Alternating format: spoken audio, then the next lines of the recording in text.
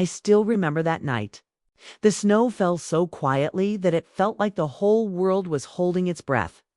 Every flake drifted down slow and gentle, but there was something strange in the air. You could feel it's something heavy, something that didn't belong to Christmas. The lights on our street blinked in soft colors: red, green, gold, but behind every window, behind every laugh, something felt wrong. Maybe it was just me. Or maybe I already knew that something terrible was about to happen. It was Christmas Eve. I was sitting by the fireplace, the one my late husband built before he passed away 3 winters ago. The house felt emptier than usual, even though it was full of people. My parents, my sister, her husband, their noisy kids, and my little girl Emily. She was only 7. My everything. She had always been quiet, shy, but full of warmth. Her smile could light up a room even when no one seemed to notice her. That evening, everyone was laughing in the living room. My sister kept showing her new diamond necklace, talking about her promotion. My parents sat on the couch, nodding, smiling, sipping wine. The kids were tearing open presents under the tree. The air smelled like roasted turkey and cinnamon, yet all I could feel was a strange chill crawling up my spine. Emily wasn't in the room. I hadn't seen her for at least half an hour. "Have you seen Emily?" I asked, trying to sound casual. No one even looked up. "She's probably upstairs playing," my sister said, waving her hand like it didn't matter. "You worry too much." Maybe I did. Maybe I always did. But something didn't feel right. A mother just knows. There's this feeling, a pull, a whisper inside you that tells you when your child needs you. That whisper was screaming now. I stood up and looked toward the hallway. The lights flickered once, just for a second. I frowned. Our house was old, but that flicker made my chest tighten. I started walking toward the stairs. The laughter behind me grew louder, muffled by the sound of my own heartbeat in my ears. Each step on the wooden stairs creaked, echoing through the hall like a quiet warning. The upstairs hallway was dark. The only light came from the faint glow of the Christmas tree downstairs. I could see the soft reflection of red and green on the walls. Emily's room door was half open. I pushed it gently, whispering her name. "Emily." No answer. Her room was empty. The small nightlight on her table glowed faintly, shaped like a tiny snowflake. Her teddy bear sat on the bed, but the blanket was thrown aside. I felt that same chill again, stronger now. Then I noticed the window. It was slightly open. The curtain moved with the cold wind, brushing against the sill. My heart skipped. "Emily," I said again, louder this time. That's when I heard it. A sound from outside. Faint, but clear. A small, broken sob. I froze. My breath caught in my throat. It came from the backyard. I ran downstairs, barely noticing when I brushed past the guests. Someone laughed at a joke just as I opened the back door, and that sound so careless, so normal, hit me like a slap. Outside, the snow was thick. The wind cut through my sweater, biting into my skin. My feet sank deep with every step. The Christmas lights hanging from the porch flickered again, and this time one of them went out completely. I could see the faint outline of the old swing set my husband built before he died. And then I saw her, Emily. She was sitting on the swing, her little red coat dusted with snow, her hands clutched tightly around the chains. Her hair was messy, and she was shaking, shivering so hard that even from a distance, I could see it. "Emily," I shouted, running toward her. My breath came out in clouds, my boots slipping on the ice. When I reached her, I knelt and grabbed her hands. They were freezing like ice. "Baby, what are you doing out here? You'll get sick." She looked up at me, and I'll never forget those eyes. They were red from crying, but there was something else in them, fear. Real fear. "I tried to come inside," she whispered, her voice trembling. But no one saw me. No one heard me. I wrapped my arms around her, pulling her close. She felt so light, so fragile. Her body shook in my arms. "I'm here now, sweetheart. I'm here." I knocked. She said softly, looking toward the house. I was at the door. "I called for you." But everyone just kept laughing. I froze, my heart thudding. She had been outside this whole time. I looked back at the house, the warm golden light spilling through the windows, shadows of laughter, of people moving, of everything normal. But she had been right there. On the other side of the door, freezing, I carried her inside. The warmth hit us immediately, but she didn't stop shivering. My mother turned, startled. "Oh my God, where was she?" she asked. "She was outside," I said sharply, my voice shaking. "She was outside for God knows how long." My sister frowned, annoyed. "Well, she should have said something. We thought she was upstairs." I glared at her. "She did say something. You just didn't listen." No one said a word. The only sound was the crackling fire. Emily buried her face in my shoulder, clutching my sweater tightly. I could feel her tears through the fabric. I took her upstairs to warm her up. I made her sit by the heater and wrapped her in a blanket. I rubbed her hands, trying to bring back the color. Then she said something that made me go cold all over again. "Mommy," she whispered, "there was someone outside." I stopped. "What do you mean, sweetheart?" "I saw someone by the fence," she said, her eyes wide. "They were watching me. They didn't move. They just watched." My blood ran cold. "Are you sure?" She nodded quickly. "They had something shiny in their hand." I stood up and looked out the window, my heart pounding so hard it hurt.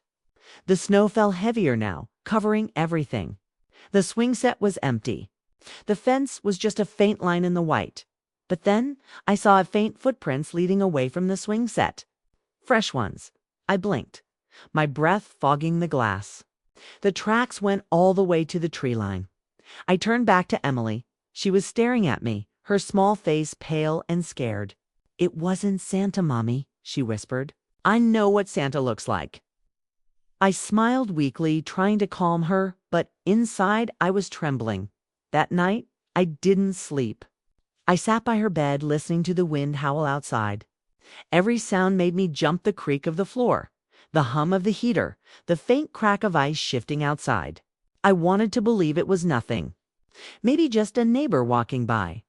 Maybe my daughter's imagination. But when I looked outside again around midnight, the footprints were still there. And beside them, barely visible, was something half buried in the snow. I grabbed my flashlight and went out again, careful not to wake anyone. The air was bitter, burning my face. I followed the tracks until I reached the edge of the yard. That's when I saw it. Half hidden under the snow was a small object, a silver pendant, shaped like a snowflake. It wasn't ours. I picked it up, brushing the snow off, and a chill ran through me. There was something engraved on the back. Just one word: soon. I froze. The world around me went silent. Even the wind seemed to stop. I looked back at the house. Every window glowed softly. But for the first time, it didn't feel like home. Something or someone had been out here, watching my little girl, and they were coming back. I still remember how my hands shook that night. The cold bit deep, but it wasn't just the snow that made me tremble. Was that pendant. That small silver snowflake with the words "soon" engraved on the back. I held it in my palm under the pale glow of the moon. And I swear the metal felt warmer than it should have. Like someone had only just dropped it there. The wind howled through the trees beyond the fence, bending the branches into ghostly shapes. The air smelled sharp, icy, and something else. Like metal, faint, but there. I kept staring at that pendant, half expecting it to melt in my hand, or for someone to step out of the shadows and take it back. But no one came. Only silence. When I went back inside, the warmth of the house hit me again. But it didn't chase away the chill that had sunk into my bones.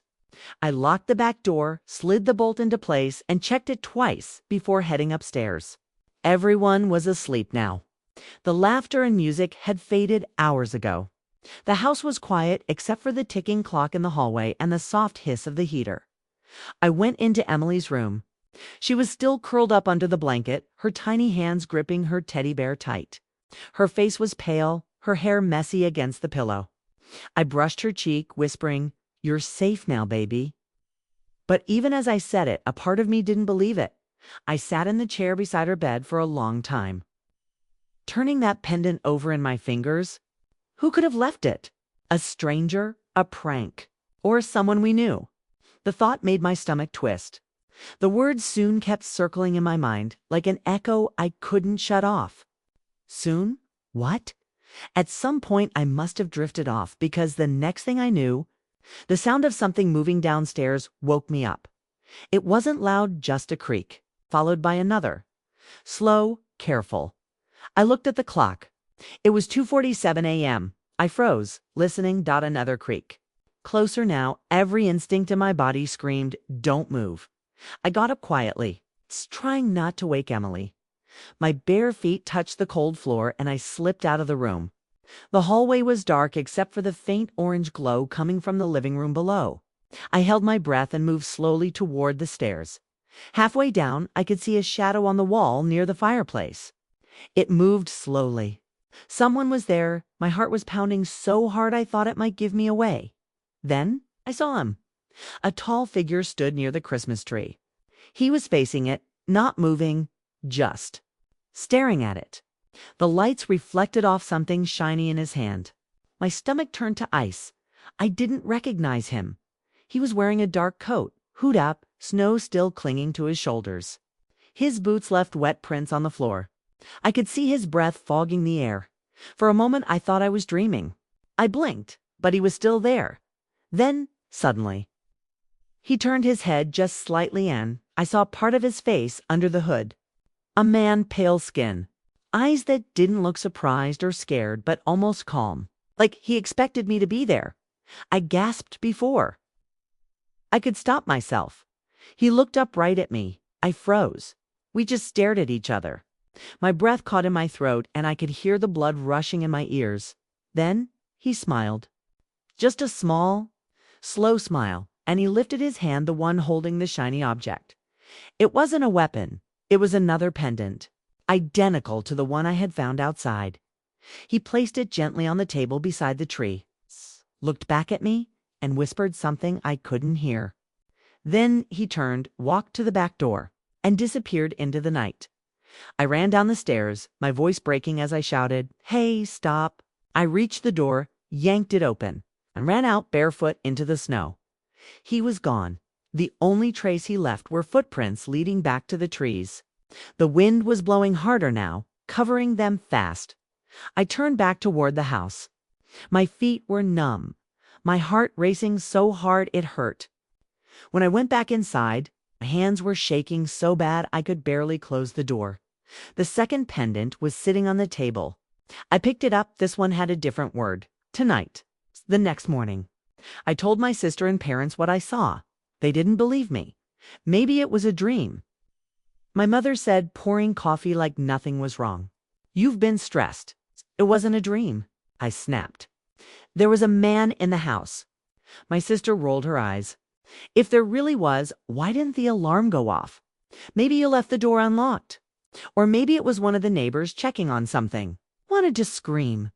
"He left this," I said, holding up the pendant. "Look, it's not ours."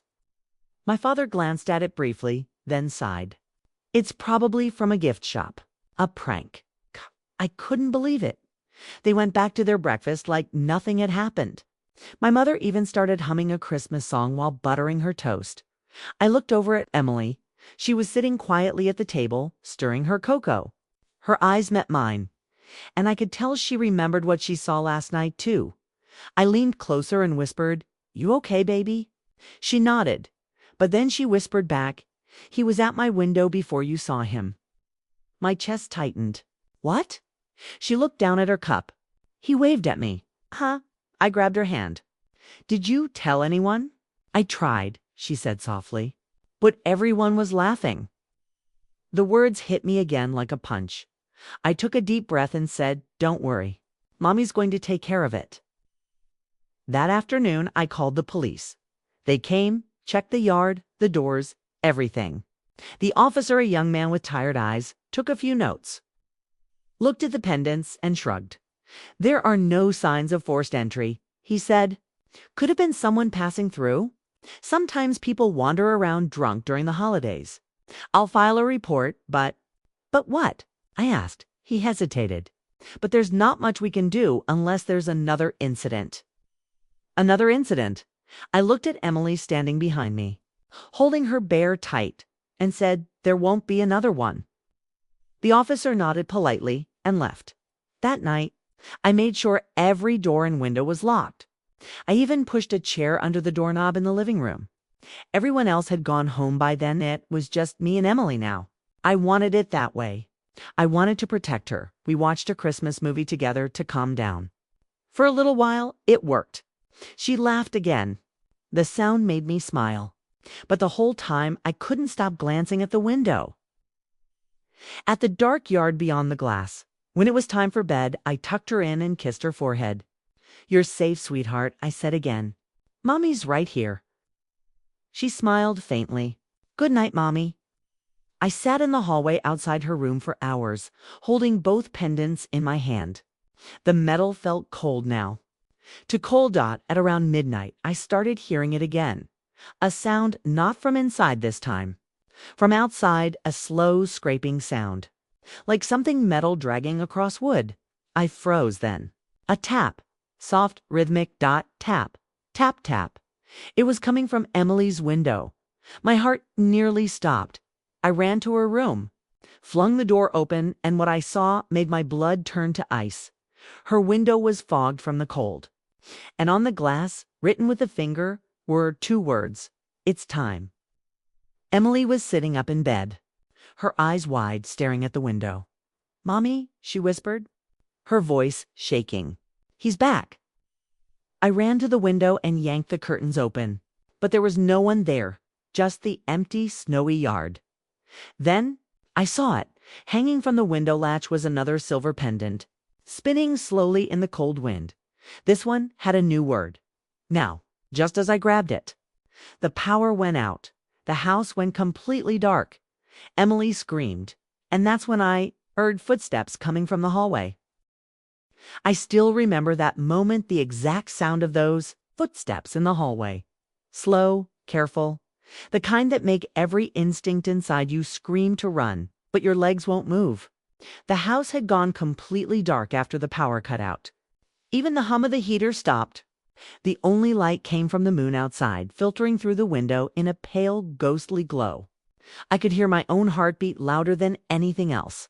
"Emily," I whispered, reaching out for her hand in the dark. "Stay quiet.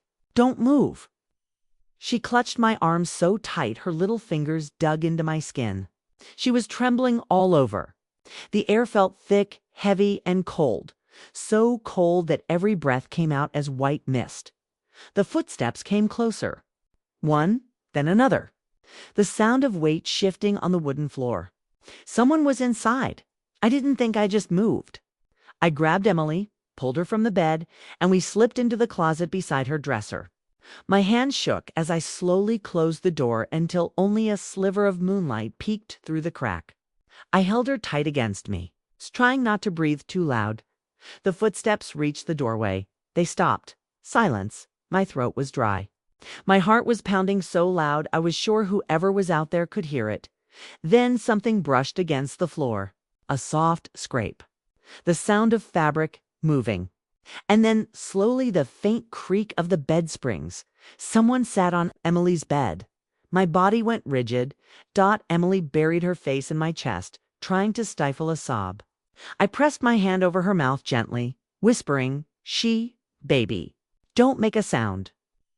We sat there in the dark, listening for a moment. There was nothing but the sound of breathing.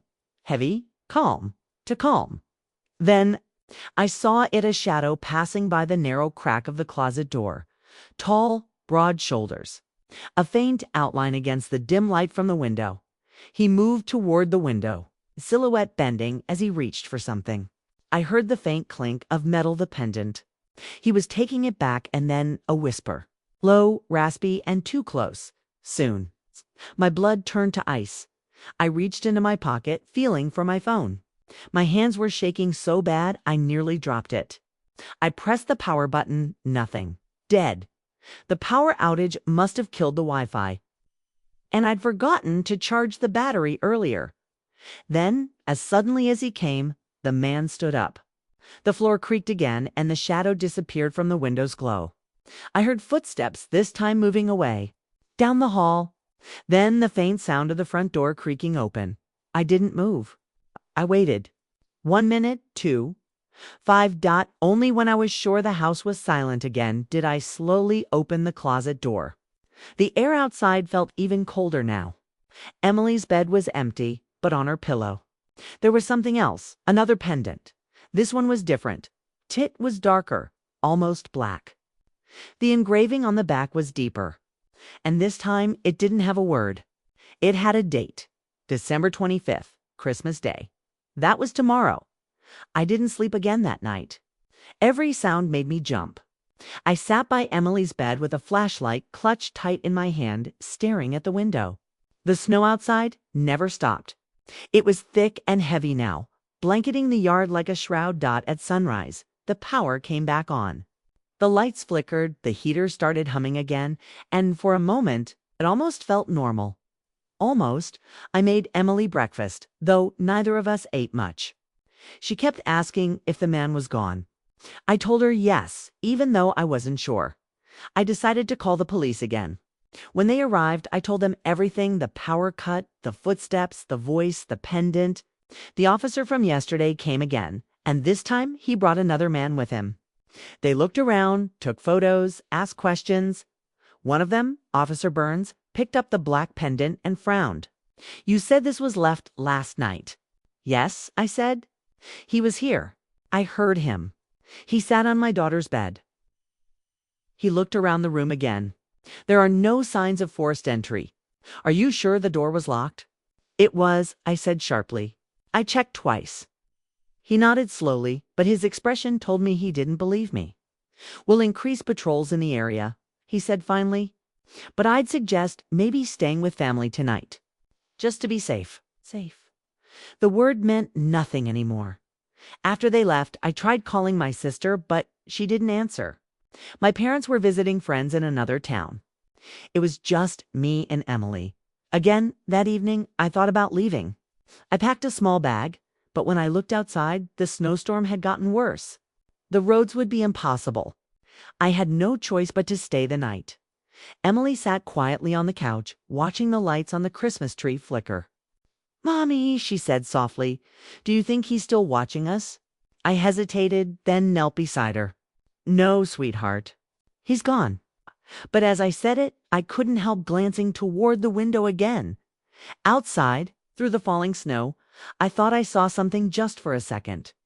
A figure near the edge of the trees, still, watching. I blinked. It was gone. When night came, I made sure every light in the house was on. The living room glowed in warm yellow light. The fire crackled and the clock ticked slowly toward midnight. Christmas Day was minutes away. I told Emily to sleep beside me on the couch. She curled up with her bear, and soon her eyes began to close. I held her hand, staring at the flickering shadows on the wall. My mind kept replaying the whisper I heard. Soon the clock struck midnight. December 25th, the lights flickered once, then again, and then they went out. Total darkness. "Not again," I whispered, standing quickly. The house was silent except for the faint wind outside. I grabbed my flashlight and turned it on, the narrow beam cutting through the dark. That's when I saw it on the front door. A handprint, a single, wet handprint pressed against the glass, as if someone had just touched it. I moved closer, my heart pounding, the light shaking in my hand. The print was large to be mine. Then the doorknob started to turn. Slowly, click, click, click. I ran to the door and shouted, "Who's there?" No answer. I looked through the PEEPHOL lead. Nothing, just darkness and falling snow. Then I heard it a whisper right outside the door. "Let me in." My blood went cold. I stumbled back, clutching Emily behind me. "Go away," I yelled, my voice breaking. "I'm calling the police." Silence. Then the whisper came again, closer. "Let me in. It's cold out here." My hand was shaking as I aimed the flashlight through the glass panel beside the door. The beam hit someone standing just inches away. A man. The same one. Hood up. his face pale. His eyes fixed on me. He didn't move. He just stared, then slowly. He raised his hand and pressed something against the glass. Another pendant. This one was red dot, and when I looked closer, I saw the engraving on it. Inside, I stumbled back, my breath catching. Emily whimpered softly, holding onto my arm. The man smiled. A slow, terrible smile. And then, right before my eyes, he vanished. The pendant dropped to the porch. Landing with a soft clink on the wood, I opened the door just enough to look outside, shining the flashlight everywhere. Nothing. No footprints. No man. Nothing but snow. But when I turned back toward the living room, my heart stopped. The fire was out, the lights were off, and on the wall, written in black ash, were 2 words, "I'm here." I still remember the way my chest felt that moment. It was like the air had been sucked out of the house. My flashlight trembled in my hand. The thin beam shaking across the wall where those 2 words were written in black ash. I'm here. I wanted to scream, but nothing came out. The room felt colder than the night outside. The air carried a faint burnt smell like the fire had been smothered by something damp and dirty. Every part of me wanted to run. But my daughter was still behind me, clutching my arm. Her little body trembling so hard I could feel it through my sweater. For a long moment, I just stood there staring at the words on the wall. The fire in the hearth was dead, only a few faint embers glowing like tired eyes. The Christmas tree lights were off, but every few seconds, one bulb flickered green, then red, then darkness again. I took a slow step forward, trying to listen. The whole house was silent, but not the kind of silence that brings peace. It was the kind that hums under your skin, the kind that tells you you're not alone, Mommy. Emily whispered, her voice small, shaking. Where is he? I turned to her and knelt, trying to hide my fear, but my voice came out thin. It's okay, baby. He's gone. He's not here anymore. But even as I said it, the words, I'm here, burned in my mind. My flashlight passed over the kitchen doorway, the hallway, the stairs. Nothing moved. But I couldn't shake the feeling that something was watching you as something close. I picked Emily up and carried her to the hallway. We're leaving, I whispered. Now, the front door was still open a crack from when I'd looked outside. The cold air was spilling in, but when I reached it, I froze. The red pendant he'd pressed against the glass was gone. Only a faint smudge remained where it had been. The snow outside was untouched again, smooth and white, like no one had ever stood there at all. I turned back toward the living room, my heart hammering, and that's when I heard it faint but clear. A soft creak from upstairs. It was the sound of a floorboard under weight. I looked up toward the dark staircase, my breath catching. Another creak followed. Slow, then silence again.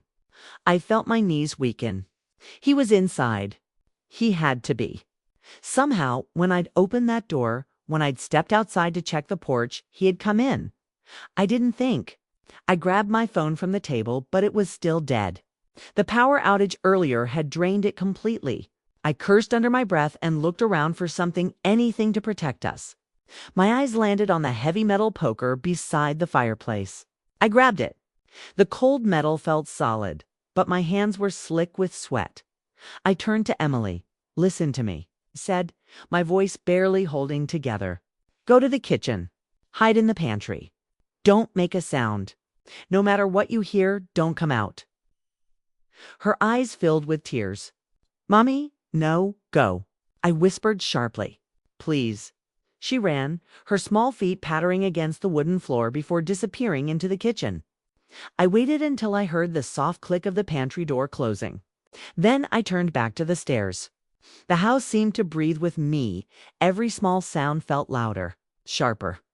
I began climbing the steps, one slow step at a time. The flashlight flickered, dimming as the battery began to fade. My heart was pounding so hard it hurt. When I reached the top, I stopped and listened. The hallway stretched long and dark, only faint moonlight spilling in through the small window at the end. Emily's bedroom door was open, and the shadow of her teddy bear lay on the floor. Then I saw it. A reflection. Faint, In the glass of the picture frame on the wall, a movement behind me. I spun around, swinging the flashlight wildly, but there was nothing there. Just the stairs leading down into darkness. "Who's there?" I shouted, my voice cracking. "Show yourself." Silence, dot, and then the sound of humming, dot, soft, slow, familiar. It was the tune of Silent Night. It came from the end of the hallway. My breath stopped. That was Emily's music box, the one she kept on her dresser. But it hadn't worked in months. The spring inside was broken. I gripped the poker tighter and started walking toward her room. The floor creaked under each step, the beam of my light shaking across the walls. The humming grew louder, the melody slow and wrong, each note dragging out like it was being played underwater. When I reached her door, the music stopped. The silence that followed was worse than the sound. I pushed the door open with the poker. The flashlight beam cut through the dark, sweeping across the room, her bed, her stuffed animals, her dresser, empty, dot. Then I heard breathing, not mine. It came from the corner of the room. Behind the curtain, I lifted the flashlight. The curtain moved slightly, as if touched by a breeze that didn't exist. "Who are you?" I said, my voice trembling. "What do you want from us?" For a moment, nothing. Then a whisper came from behind the curtain, calm, almost gentle. "You let me in." My stomach dropped. I took a step back, and the curtain shifted again slightly, and then a hand reached out, pale, thin, fingers long and trembling. It brushed against the curtain, pushing it aside just enough for me to see a face. The same man. His eyes were empty, too dark to read. His lips curved into that same slow smile. I raised the poker, my whole body shaking. "Get out!" I screamed. "Leave my house." He tilted his head, studying me. Then he whispered, "You shouldn't have opened the door." Before I could move, he reached out fast, grabbing the poker with his bare hand. The metal burned his skin, but he didn't even flinch. I pulled hard, and somehow by sheer panic or luck I wrenched it free and swung. The hit landed on his shoulder hard enough to make a dull thud. He stumbled back, but he didn't fall. He just straightened, his face still calm. He looked at me like I was the one who didn't belong there. Then he said something that froze me in place. "I've been waiting." Ah. Hearing my name come out of his mouth made my stomach twist. I never told him my name. "How do you know me?" I whispered. He smiled wider. "You invited me in, remember? On Christmas Eve." I shook my head, my grip tightening on the poker. "I didn't invite anyone." "Yes, you did," he said softly. "You opened the door. You said, 'Come in, it's cold outside.'" My knees nearly gave out. I remembered it now. The first night Emily disappeared outside and I found her in the snow. I had opened the back door and said those exact words before I saw her sitting on the swing. But when I looked out that night, I hadn't just seen my daughter, had I? There had been something else shaped by the fence. I thought it was the shadow of the tree. My voice came out as a whisper. "What are you?" He took a slow step forward, his eyes glinting in the faint light. "You know what I am?" Then, from downstairs, Emily screamed, "Mommy!" I turned and ran, nearly slipping on the stairs. My heart felt like it would explode. When I reached the bottom, the flashlight beam caught the pantry door. It was open. The light inside flickered. Dot. She was gone. "Emily!" I shouted, panic tearing my throat. "Where are you?" The house stayed silent for a few seconds. Then, from somewhere deeper in the dark, I heard her voice faint. "Scared? Mommy, I'm outside." My head snapped toward the window. Snow was still falling thick and heavy, and through the glass saw her Dot standing in the middle of the yard, barefoot, wearing only her NIGHTGOWN. My body moved before my brain could stop it. I ran to the back door, flung it open, and charged out into the cold. The snow swallowed my feet, the freezing wind cutting into my skin, but I didn't care. "Emily!" I screamed. "Come here." She didn't move. She just stood there staring at me, her hair blowing across her face. I ran toward her, but as I got closer, something felt wrong. Her skin looked pale, too pale. Her eyes were wide and glassy. Dot. And then she whispered, He's here, Mommy. I froze, and in that moment I saw movement behind her. A tall shadow stepping out from the darkness near the trees. The man. He was smiling again. I grabbed Emily's arm, but she didn't budge. Come inside. I cried, now. She turned her head slightly, her lips trembling. He said, I have to stay. The man took another step closer. The snow didn't crunch under his feet. He moved like smoke. I pulled harder, desperate. And finally she stumbled toward me. I lifted her into my arms and ran back toward the house. The door slammed behind us just as I felt the cold rush of wind chasing me through. I dropped to my knees, holding her tight. Her body was freezing. She wasn't even shaking anymore. Just still, when I looked down at her, I saw something hanging around her neck. Another pendant. This one was cracked. The metal darkened like it had been burned, and on the back, carved deep and uneven, were two words that made my blood run cold. You're next.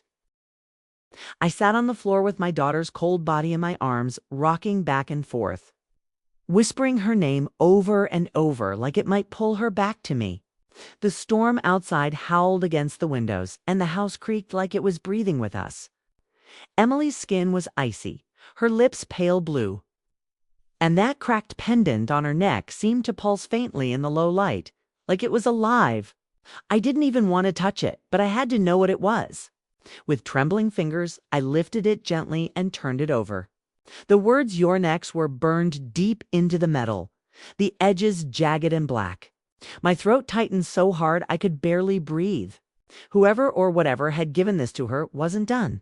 I carried her to the couch, wrapped her in the thickest blanket I could find, and held her close. Stay with me, baby, I whispered. Please, just stay with me. But she didn't answer. Her chest rose shallowly, barely moving. I could feel her pulse slow and faint, like a candle about to go out. I ran to the kitchen, grabbed the first aid kit, tried to warm her with towels, anything, but it was like her body wasn't responding to heat anymore. She wasn't just cold from the snow. She was cold from something else, something that touched her from the inside. When I looked back at the pendant, I noticed something I hadn't seen before. Thin black veins were spreading from it, faintly etched across her skin, creeping up her neck like roots, searching for something. I wanted to rip it off her, but when I reached for it, the metal burned me. I jerked my hand back with a cry. A dark mark appeared on my palm where I touched it, shaped like a small spiral. It throbbed like a heartbeat. That was when I heard it again. The humming dot, it came from upstairs, this time soft low. The same broken tune of Silent Night. I grabbed the fireplace poker again, though I already knew it wouldn't help me. Still, it gave me something to hold on to, something real in this nightmare. I turned toward the stairs, but this time I didn't rush. I moved slowly, carefully, each step creaking under my weight. Halfway up, I stopped. The humming had changed. Now there were two voices, one humming the melody, the other whispering underneath it. Words I couldn't understand. The air grew thick, heavy. My breath came out in white puffs, even though the heater should have been running. I could see my own reflection in the window at the top of the stairs. But it wasn't moving the same way I was. For a long moment, I couldn't move. My reflection was still, its head slowly tilted to the side while I stood frozen in place. And then, in that reflection, I saw someone standing behind me. I turned, but the hallway was empty. Something whispered close to my ear. He's not outside anymore. My skin crawled. I stumbled backward, nearly tripping over the last step. The house seemed alive now, every sound bending around me, the ticking of the old clock. The faint wind under the door, the soft scrape of something across the floor above me. He was still here. I ran back down the stairs and grabbed my daughter, cradling her against me. Her eyes fluttered open slightly, her lips trembling. Mommy? I felt a wave of relief crash over me. I'm here, baby. I'm right here. She blinked slowly, then whispered, He said you can't leave. I froze. Who said that? She turned her head slightly, her voice faint as a sigh. The man in the dark looked toward the window, expecting to see him outside, but the snow had stopped. The yard was empty. The world was still. The silence pressed down on the house until I could hear the faint ticking of the clock in the living room again. Then, with a slow, heavy click, the clock stopped. Every light in the house flickered once, twice, and went out. Darkness swallowed us whole. I held Emily close, whispering for her to stay calm, but inside, I was shaking so hard I could barely speak. My eyes adjusted slowly to the faint blue glow of moonlight coming through the window. The Christmas tree lights were dead, the fire long gone, the whole house breathing in the dark. Then came the sound of footsteps, slow, deliberate, heavy. Coming from the hallway, they stopped just outside the living room door. "Who are you?" I called out, my voice cracking. "What do you want?" A pause. Then, from the dark, his voice soft, steady, closer than before. "You let me in, Anna. You opened the door." I backed up, clutching Emily. "What are you talking about?" He stepped into the faint moonlight. The same man-pale eyes like empty glass, a faint smile on his lips. His clothes looked wrong, like they didn't belong to this time. Torn, burned, frayed at the edges. "You said the words," he whispered. "You invited me in." I shook my head, but then it hit me again. Christmas Eve. The first night she'd gone missing. I'd opened the back door, called into the darkness, thinking I was talking to her. "Come in, it's cold outside." It's those exact words. My heart sank. He smiled wider. "And now you can't send me away. You belong to me." I lifted the poker, holding it between us. "Stay away from my daughter." He tilted his head slowly. "You think this is about her?" He took one slow step forward. She was never mine to take. She was the door. My stomach turned cold. "What?" He smiled again, his teeth too white in the dark. "Children are easier to reach. They open windows between here and there. She saw me first. Then you called me in." He took another step forward, and the shadows seemed to follow him. The walls stretched, the corners of the room bending like they were alive. I tried to move back, but my legs wouldn't obey. It was like the air had turned to stone. "You shouldn't have brought her back inside," he whispered. "She was already part of me." "Ah!" I screamed and swung the poker with everything I had. It went straight through him. The metal cut through air, hitting nothing. His body rippled like smoke. "You can't fight what's already here," he said softly. "You can't fight what's inside." I dropped the poker, grabbed Emily, and ran toward the kitchen. But before I could reach the door, every cabinet burst open at once. Plates shattered, glasses exploded, the sound so loud it felt like thunder inside the house. Emily screamed, clutching my neck. "Stop!" I yelled, "Please, stop." The noise stopped instantly. Silence again. Then a whisper right next to my ear. "You can end this, Anna. All you have to do is give her back." I turned, but there was no one there. My breathing came fast and ragged, my mind racing. I looked down at my daughter, her eyes half open, her breath shallow, and I realized something awful. The veins on her skin were spreading faster, reaching across her chest toward her heart. He wanted her. He was feeding on her life.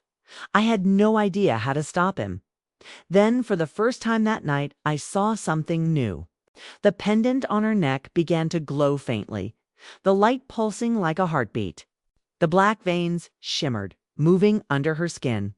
She opened her eyes and whispered something I could barely hear. "He's inside you now." I froze. "What did you say?" Her eyes met mine. For a moment, I didn't see my daughter looking back. Her voice was hers, but layered with something deeper, older, colder. "He was waiting for you, Mommy." The room dimmed, the air thick with a smell of smoke and metal. My head started spinning, and the edges of my vision went dark. I could hear the faint hum of Silent Night again, but now it was inside my head, echoing through me. Then I felt it. A presence pressing against my chest, like something trying to claw its way in. I screamed, dropping to my knees, clutching my head as the sound grew louder and louder until it wasn't humming anymore, it was laughing. And then, silence. When I opened my eyes, Emily was lying still again, the pendant dark. The clock started ticking, dot, And somewhere deep in the house, the front door opened, all by itself. The front door opened by itself, slow and quiet, as if the house was inhaling. I froze. Every hair on my body stood up. The wind outside whispered through the crack, carrying in a thin thread of snow that danced across the floor. I could hear the door's hinges groan, the faint creak echoing through the living room like a sigh. My first thought was to run, to grab Emily and leave, but something deep inside me told me it wouldn't matter anymore. Wherever we went, he would follow. He was already here. I still remember that moment so clearly. The air didn't feel like air anymore. It was heavy, pressing down on my chest, thick with a smell like damp wood and old metal. My skin tingled, and I could feel every breath scraping through my lungs. I turned slowly toward the door, my flashlight trembling in my hand. The beam cut through the dark, landing on the open frame, but there was nothing there. No figure, no footprints in the snow. Just that open door swaying slightly in the wind as if inviting us out. Or letting something else in. Behind me, I heard a soft sound. A breath, not mine. Not Emily's. I spun around fast, pointing the light across the room. The beam caught the Christmas tree. The ornaments were trembling, the lights flickering, even though the power was out. And then I saw it, the reflection of a shadow moving across the glass ornaments. Slow, deliberate, tall, Emily. I whispered, my voice barely holding together. Don't move. She didn't answer. I turned toward the couch where I had laid her, but the blanket was empty. My heart stopped. Emily, I whispered louder, scanning the room. Then I saw her standing by the staircase, her back to me, staring into the darkness above. Her hair fell over her face, her small body still. The faint moonlight outlining her in blue. Sweetheart, I said, stepping closer. Come here. Please. She didn't move. Emily, I said again, more forcefully. Come here right now. Slowly, she turned her head halfway toward me, just enough for me to see her face. Her eyes were open wide, but they weren't her eyes anymore. They were dark. Too dark. Her lips parted slightly, and when she spoke, her voice came out layered. It's like two people speaking at once. He's upstairs. Felt the world tilt beneath me. No, baby, I said, shaking my head. You need to come to me. We're leaving. But she turned fully now, her little feet stepping closer to the stairs. He said, you can't leave, Mommy. He's been here all along. He's part of the house. My stomach twisted. What are you talking about? She raised her hand and pointed upward. The sound came next, a deep, slow creak from the ceiling, as though something massive was crawling above us. Dust fell from the corners of the beams, floating through the cold air. I could hear it moving, not footsteps, not exactly. More like something dragging itself through the wood. I grabbed Emily, pulling her back, but she resisted. No, she cried, twisting in my arms. He's waiting for me. Stop. I shouted, holding her tighter. You're not going anywhere. The lights flickered once. Then twice. Then every bulb in the house burst at the same time. The sound was deafening, glass shattering, metal popping, a rain of sparks and darkness swallowing everything again. I screamed, shielding Emily as tiny shards rained down. When I opened my eyes, the only light left came from the fireplace, but it wasn't fire anymore. It was glowing with a strange red light, pulsing like a heartbeat. Inside, I could see something moving, a shape, twisting and curling in the flames. Then, from deep within the house, a voice whispered calm, low, almost kind. You should have left when you could. I turned toward the sound, but it came from everywhere at once. The walls, the floor, even the air. It was inside the walls, inside the house. The wood around me began to creak and moan like it was alive. The wallpaper shifting as though something underneath was pushing out. I took a step back, clutching Emily's hand. We're leaving, I said, mostly to myself. Though my voice shook. But when I reached for the front door, it slammed shut with such force that the frame cracked. I jumped, my heart hammering against my ribs. I yanked the handle, pulled, pushed, kicked, nothing. It wouldn't budge. Emily's voice came soft beside me. Mommy, it's breathing. I turned to her, and for the first time, I noticed it too. The walls were moving, expanding and contracting, slow and steady, just like lungs. The house was breathing. I staggered back, dragging Emily toward the window. I tried to pull it open, but it was stuck, the glass covered with frost that spread like veins crawling across the surface. I grabbed a chair and smashed it, but the glass didn't break. It didn't even crack. It just rippled like water.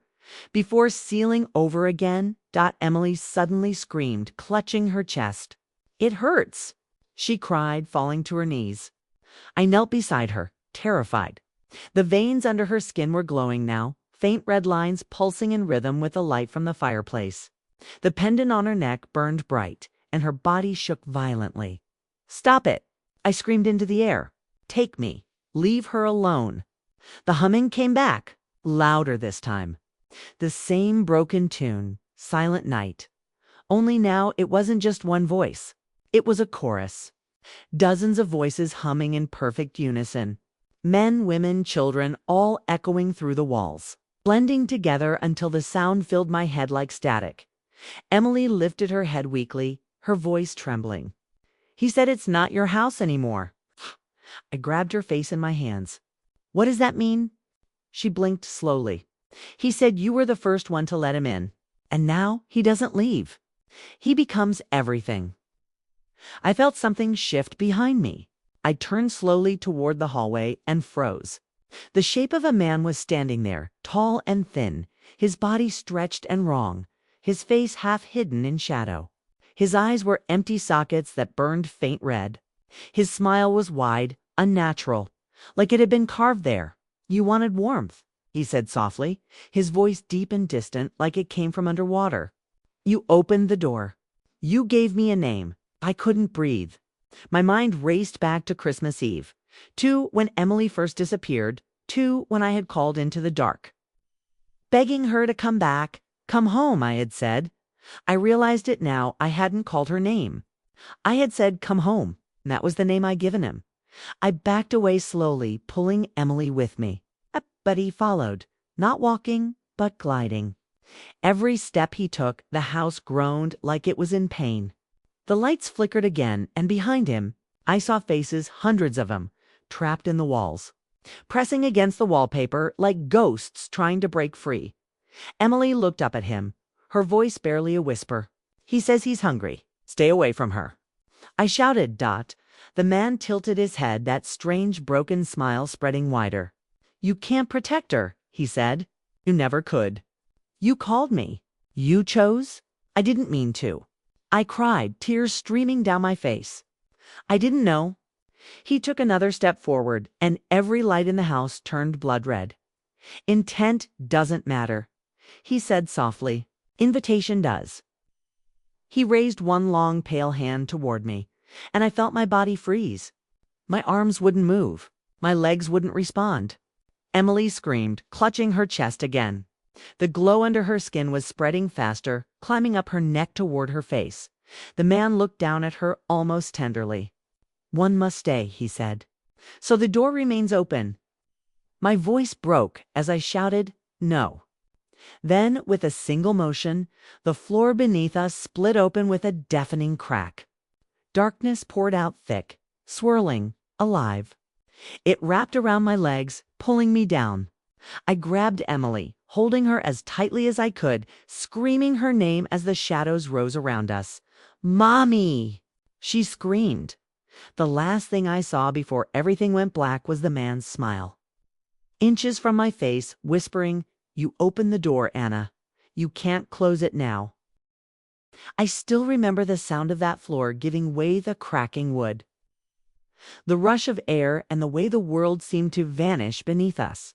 It wasn't just falling. It was being pulled, swallowed. One second I was clutching my daughter. The next I was surrounded by nothing but darkness and the sound of whispering voices all around me. It felt endless, like falling through a dream that never hit the ground. I tried to scream, but no sound came out. The air was thick, heavy, almost liquid. I could feel it pressing against my skin as we sank deeper. When I finally opened my eyes, there was no light, only shadows moving like smoke. My hands searched frantically until I found Emily beside me. She was breathing, but barely. I shook her gently, whispering her name, praying she'd answer. Her eyes fluttered open, pale and glassy, the pendant around her neck still glowing faintly. It was the only light in that place, and its red pulse made everything around us look alive. The ground beneath us wasn't wood or dirt, it was soft, uneven, like walking on something that shifted when I moved. Where are we? I whispered, though part of me didn't want the answer. Emily turned her head slowly, her voice weak but clear. We're under the house. This wasn't any basement. The air was damp, filled with the smell of rotten rust. The walls, if you could call them, that were pulsing, breathing, faintly moving like muscle under skin. I reached out to touch one and felt warmth. The texture wasn't like wood or stone. It was flesh. The house wasn't just haunted. It was alive. I pulled my hand back, my stomach turning. We have to find a way out. Emily didn't move. She stared at something in the distance, something I hadn't noticed before. A faint light flickering far ahead, like a candle flame deep in a tunnel. And from that light, I could hear the faint sound of humming again. That same melody. Silent Night, only this time it was slower. Sadder, she stood up, wobbling, and started walking toward it. Emily. I called, grabbing her arm, but she didn't even look at me. Her eyes were fixed on the light. He's calling me, she whispered. No, I said, pulling her back. You're not going anywhere near that. But the moment I touched her, the walls around us shuddered. A deep groan echoed through the air, like something massive was waking up. The ground beneath us rippled, and I could feel it like a heartbeat under my feet. The pendant around her neck pulsed brighter in sync. Mommy, she said quietly, I think we're inside him. The words hit me like ice. I wanted to tell her she was wrong, but I knew she wasn't. The heartbeat, the walls, the warmth, it was all one thing. We weren't in a place. We were inside the presence that had haunted us. Inside the man. Inside it, I picked her up, holding her close, and started moving toward the faint light anyway. If there was any chance out, it had to be there. The tunnel stretched endlessly, narrowing as we went. I could hear faint whispers on both sides of me, voices overlapping, men, women, children, all whispering my name. Anna, Anna, Anna. I tried to shut them out, focusing on the light ahead.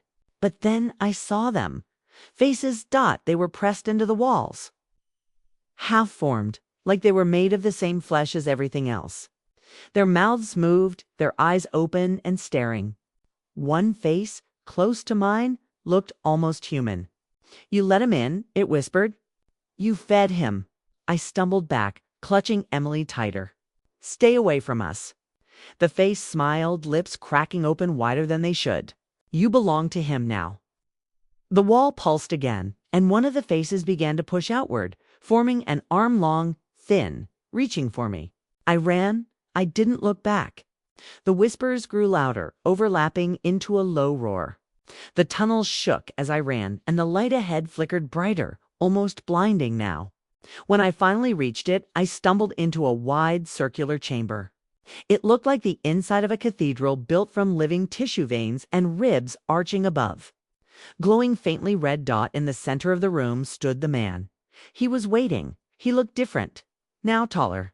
Stronger, his form solid, his eyes burning faint orange instead of empty black. He smiled when he saw me. You made it, he said softly. I was beginning to think you wouldn't. I held Emily close, my voice shaking. What do you want from us? He tilted his head, amused. You still don't understand? I don't want you. I want what you brought me. I frowned. Brought you. He pointed at Emily. She opened the first door. You opened the second. Together, you brought the warmth back. What are you talking about? I screamed. You're killing her. He took a slow step closer, his bare feet making no sound on the pulsing floor. No, Anna, I'm keeping her alive. You should thank me. I shook my head, backing away. You're lying. He smiled again. Look around you. I glanced at the walls, and for the first time, I noticed the faces.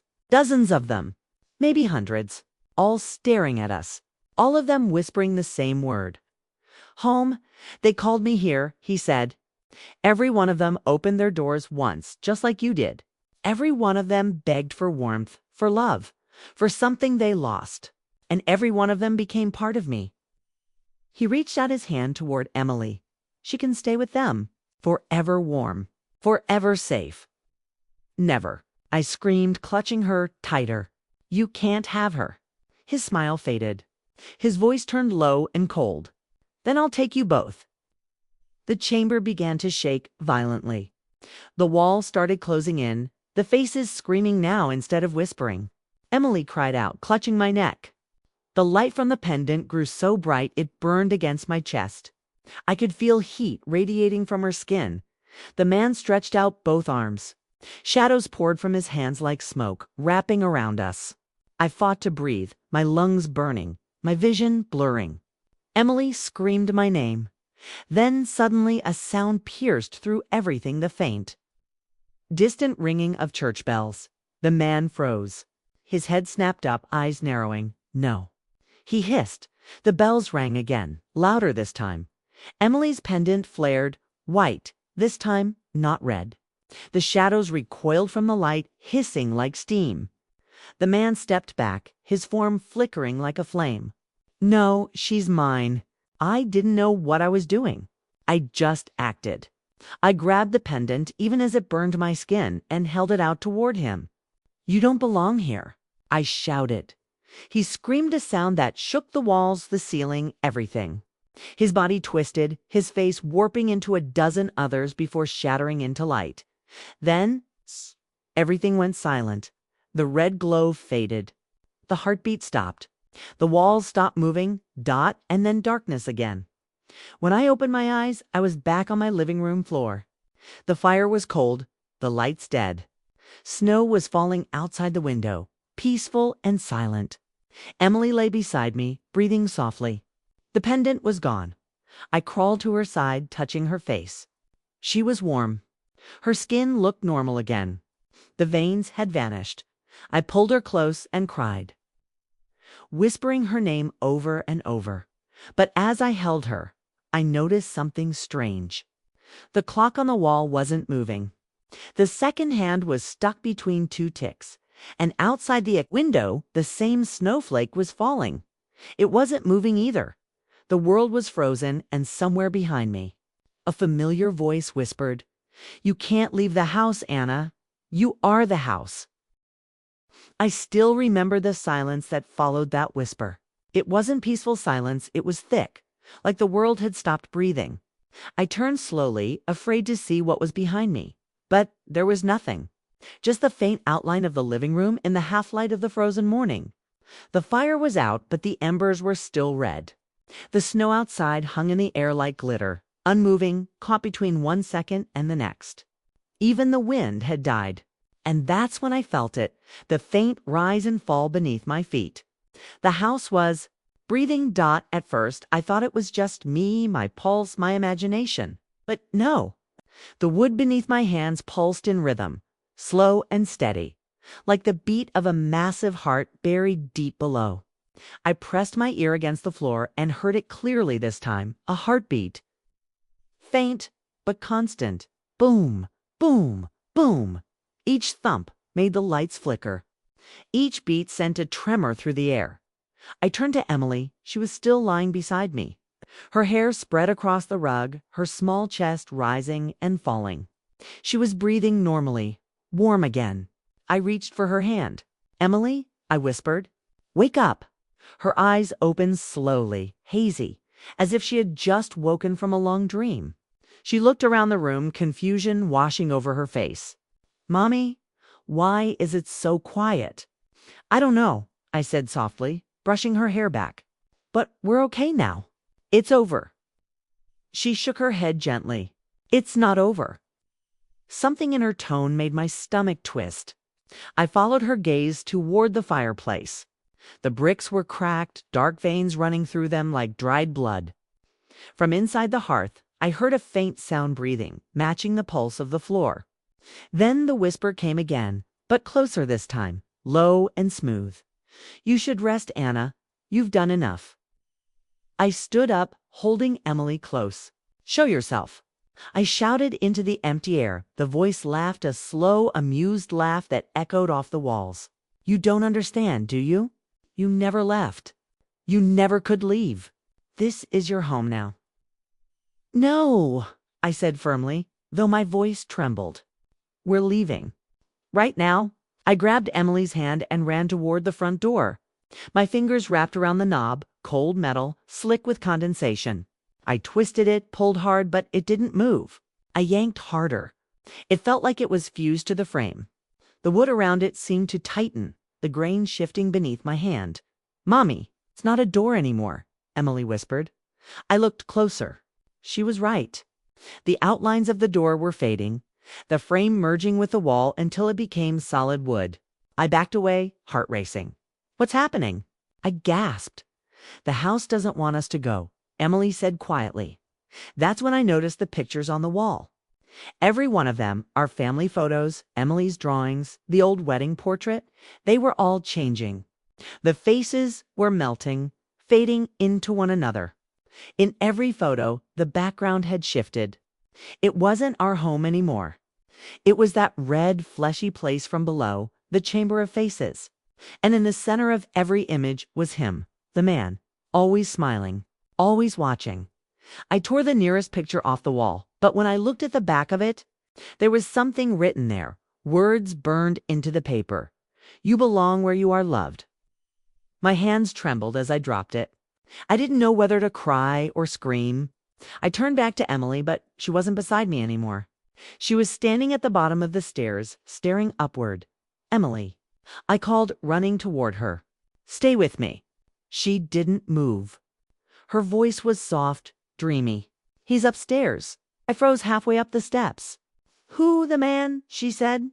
He wants to show me something. Don't you dare go near him. I shouted, but before I could reach her, she started climbing. Her small hand ran along the railing, leaving faint trails of frost wherever she touched. The wood under her feet creaked, not from pressure, but like it was responding alive, aware. I chased after her, but every step I took felt heavier. The air grew colder, my breath turning to mist. Halfway up, the lights flickered violently. And for a moment, I saw something standing at the top, a shadow shaped like a man, head tilted. Watching, then it was gone. I grabbed Emily just as she reached the landing and pulled her close. You don't listen to him, I whispered desperately. Do you hear me? Whatever he says, you don't believe it. She looked at me with those pale, tired eyes. But Mommy, I think he's part of you now. The words made my chest tighten. I didn't understand. But when I looked down, I saw it. Faint, pulsing red veins spreading up my arms just beneath the skin. They glowed softly, the same color as the walls below. I stumbled back, horrified. No. No, no, no. The house groaned. The floor shifted under my feet. The walls seemed to breathe faster, matching the panic in my chest. The whole place felt alive now, feeding off my fear. Suddenly, the door to my bedroom creaked open by itself. From inside, warm light spilled out, golden and soft like candlelight. And I heard a voice, not the man's this time. It was my husband's voice. Anna, it said, come in. It's all right now. I froze. That voice, I hadn't heard it since the day he died. I turned toward the room, tears welling in my eyes. James? I whispered. Emily tugged my hand.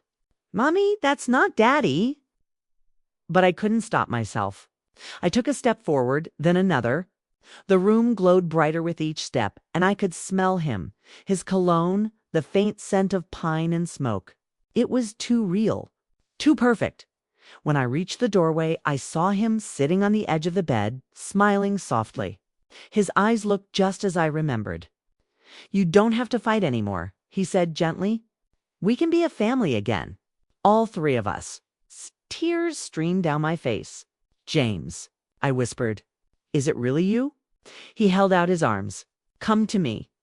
For a moment, I almost did. I took one step closer. Then I saw it just for a second. His shadow on the wall behind him wasn't his. It was the man's. The moment I hesitated, his smile faltered. The light in the room flickered. "Anna," he said again, but the voice changed deeper now, distorted. "You can't leave what's already inside you," Emily screamed. "Mommy, run." The thing on the bed stood up taller, its face melting, eyes hollow. The illusion of James peeled away like skin, revealing that same orange glow beneath. I grabbed Emily and ran, slamming the door shut behind us. We stumbled down the hallway, but the floor was changing beneath our feet, turning soft red, alive again. The walls were closing in. I could hear his voice echoing through the house, whispering from every direction. "You built this place, Anna. Every memory, every tear, every lie. You made it real. And now it's yours forever." I tried every door, every window, but they were gone, swallowed by the walls. There was no way out. I fell to my knees, holding Emily close, whispering, "I'm sorry. I'm so sorry." She touched my face gently, her voice barely a whisper. "Mommy, maybe there's one more way." "What?" I asked, desperate. She pointed toward the fireplace. The cracks in it had widened, glowing faintly white this time, not red. A soft breeze came from inside, like an invitation. "He said we came from fire," she said. "Maybe we have to go back to it." I looked at the flames flickering deep inside the hearth, faint, almost hidden beneath ash. I didn't know if she was right. I didn't know if we'd live through it. But as the heartbeat of the house grew louder, the whispering rising all around us, I realized there was no other choice. I stood, holding Emily tight against my chest, staring into that firelight. And I said quietly, "Then we go together," for step toward the flames, and the floor beneath us gave way again. I still remember that moment when we fell through the fire, the sound, the light, the heat, everything. It wasn't like burning. It was like being swallowed by light itself. The flames didn't hurt. They felt warm, like 1,000 hands pulling us gently downward. The world around me blurred into colors I couldn't name, reds, golds, and strange shades that looked alive. I could feel Emily's small body against mine, her heartbeat steady, her arms tight around my neck. We were falling, but not fast. It was like drifting through smoke.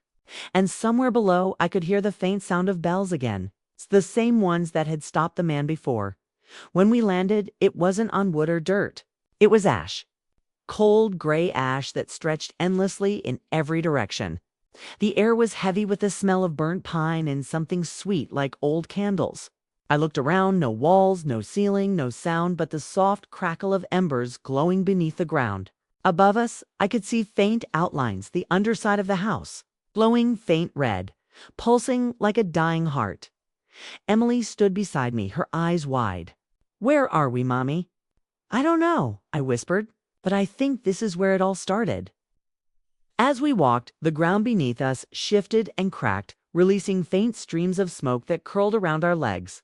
Shapes began to appear in the distance, small, dark figures rising from the ash.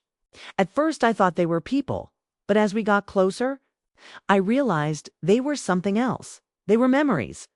They looked like shadows of moments I'd forgotten: my wedding day, Emily's first birthday, the night James died, all playing out in flickering light and fading away.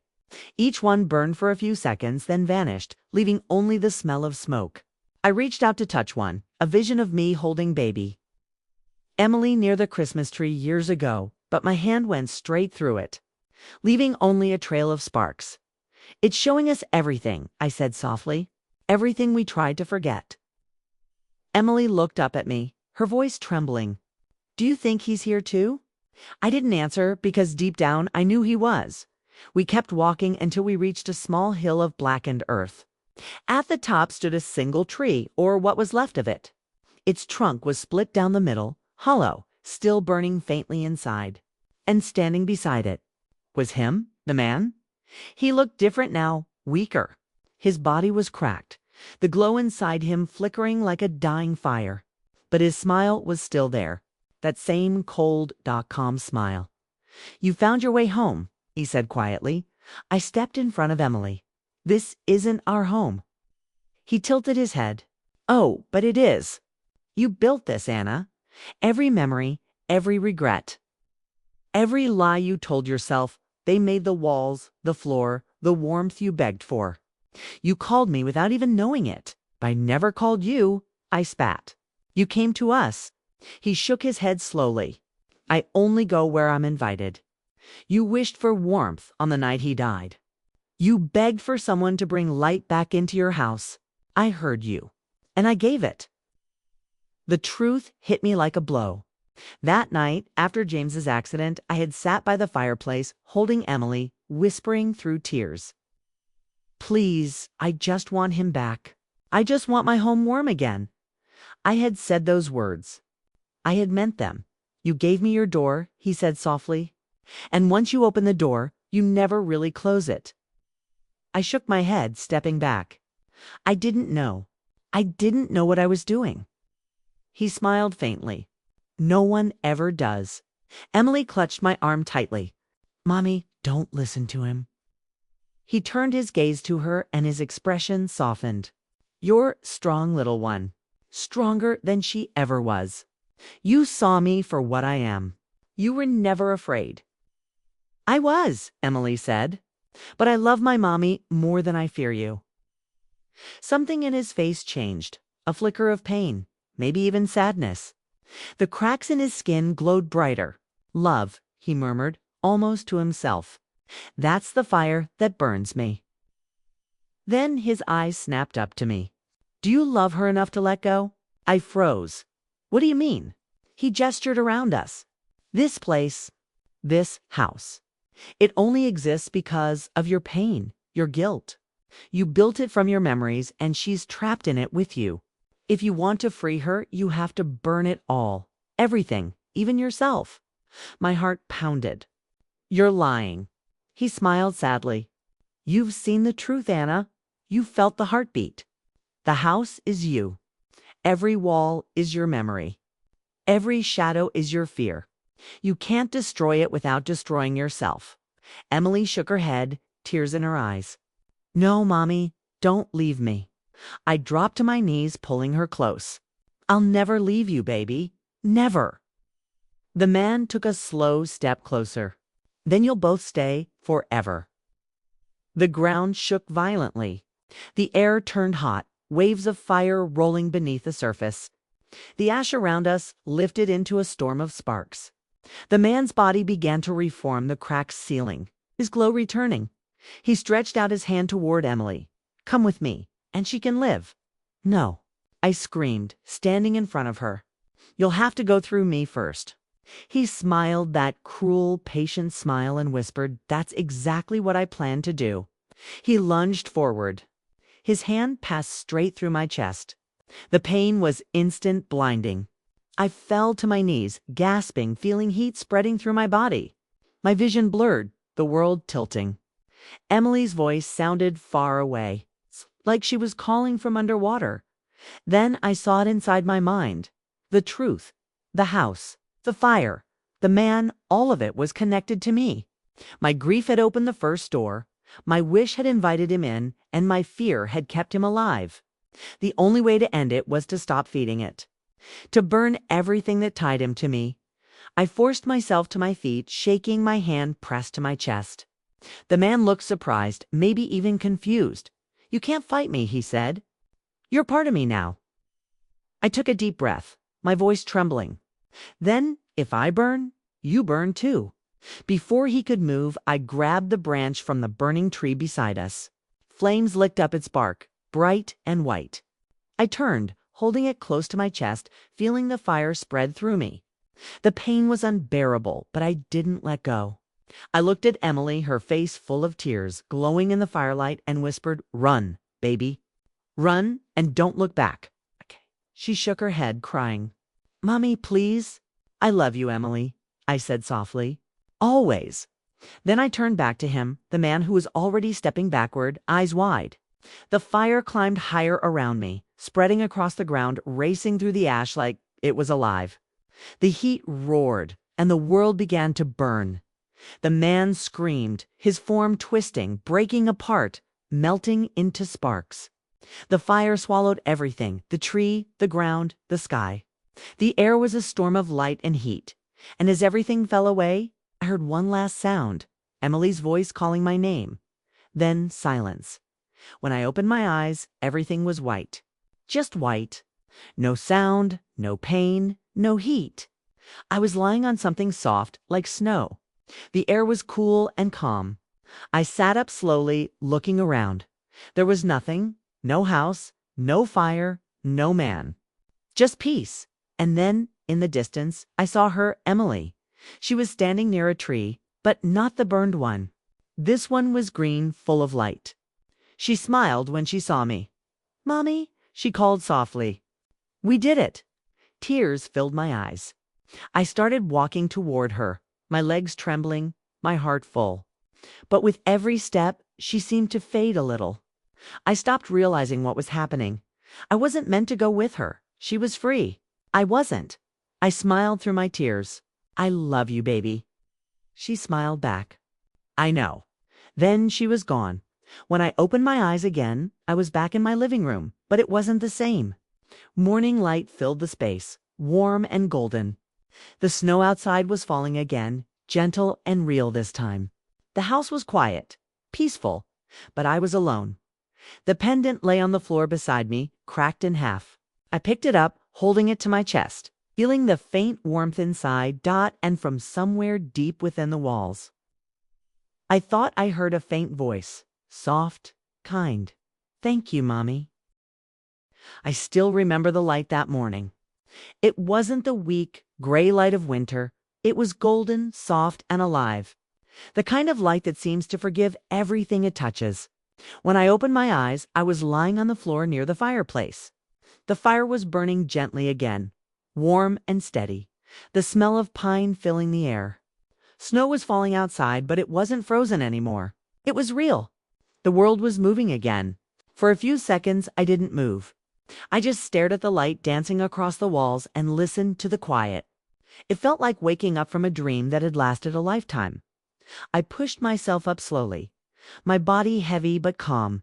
Everything looked the same. The old rug, the Christmas tree standing in the corner, the soft hum of the heater. Yet everything felt different. The air didn't hum. The shadows didn't move. The house felt still, truly still, for the first time in months. I looked down and saw the pendant lying beside me, broken into two pieces. One half was dull metal, the other still glowing faintly red. I picked it up, holding it between my palms, and whispered her name, Emily. No answer came, but the warmth from the broken stone spread gently through my hands. And I knew. I didn't need to see her to know she was free. I sat there for a long time staring into the fire. My body ached, but my heart felt light. Empty in a way that wasn't painful. Just quiet. I knew what had happened. I remembered every moment. The fall, the whispers, the fire, the man's face when he realized he was losing. It was all clear, but it no longer frightened me. It felt distant now, like a story I had once read and somehow lived through. Eventually, I stood up and walked toward the window. The street outside was covered in fresh snow, untouched and shining in the morning sun. Across the road, I saw children playing, throwing snowballs, their laughter carrying through the cold air. It felt strange seeing the world move on when mine had stood still for so long. But maybe that was the point. Maybe that was what freedom looked like on the table near the window. I noticed something that hadn't been there before, a small snow globe. Inside it was a perfect little house, covered in snow with a single glowing light in the window. I picked it up and shook it gently. The flakes swirled around, and for a moment, I thought I saw two tiny figures standing inside, a woman and a little girl holding hands near the fire. When I blinked, they were gone, and the light inside faded back to gold. I smiled through the tears that came without warning. "Merry Christmas, baby," I whispered. "You're home now." As the day went on, I tried to go back to normal life. I made tea, wrapped myself in a blanket, and watched the snow fall. But little things kept happening, small, kind things that reminded me she was still here in some way. The lights on the tree flickered gently, even though the plug was out. The radio turned on by itself and played a soft instrumental version of Silent Night. And sometimes, when I passed the hallway mirror, I could swear I saw her reflection standing beside mine, smiling. But the strange thing was, I wasn't scared anymore. Not of the house, not of the whispers, not even of the silence. I understood now. The house wasn't evil. It wasn't haunted by something that hated us. It was haunted by love, by grief that had nowhere else to go. And once I faced it, once I let it burn, it let go of me too. For weeks, I stayed in that house, fixing what I could, cleaning every room, opening every curtain to let the sunlight in. The air grew lighter every day, and the smell of smoke finally faded. Sometimes I would wake up in the middle of the night and hear the faint creak of footsteps upstairs. Gentle, light, almost playful. And I'd smile and whisper, "I know it's you, sweetheart." But one night, near the end of January, I woke up to find something new. On the fireplace mantel, someone or something had placed a single folded note. My hands trembled as I opened it. Inside, written in small, careful handwriting, were just 3 words: "You kept me warm." I pressed the note to my chest and cried. Not from pain, but from peace. It was the last time I ever heard from her. After that, the footsteps stopped. The whispers were gone. The pendant's faint glow faded completely. The house was finally quiet. Years passed. I stayed in that home. I fixed it, painted it, rebuilt what had been broken. People would ask me why I never moved, why I stayed in the place where so much tragedy happened. I always smiled and told them the same thing, because not all ghosts are meant to be feared. Some of them are love that simply forgot how to leave. Every Christmas Eve, I light the same old fireplace. I hang one extra stocking beside mine, the same way I used to. I place that broken pendant on the mantel and whisper, "Merry Christmas, my little light." And without fail, every year, as the clock hits midnight, the fire burns a little brighter for just a few seconds, long enough to make me believe she's still there, just watching, just smiling, just making sure I'm not cold. Sometimes I think back to that first night, the one that started it all. The night I whispered into the dark, asking for warmth, not realizing what I was truly calling for. I used to hate myself for that wish. But now, I think maybe it was meant to happen. Maybe we had to go through the dark to find our way back to the light. Maybe that's what love does. It burns, it haunts, but it never really dies. And as I sit here now telling you all this, I can still feel her sometimes, that soft little hand that used to hold mine, that voice that called me mommy in the quiet hours of the night. I still see her in dreams, standing in the snow outside the window. Her hair glowing like light, her eyes gentle and free. She's gone, yes, but she's everywhere too. And maybe that's the real miracle of Christmas, that love doesn't vanish, even when everything else does. It stays quietly, like a fire that never truly goes out. If you enjoyed this story, please like, subscribe, and share your thoughts in the comments. And remember, sometimes the warmest homes are the ones built from the love we refuse to let die.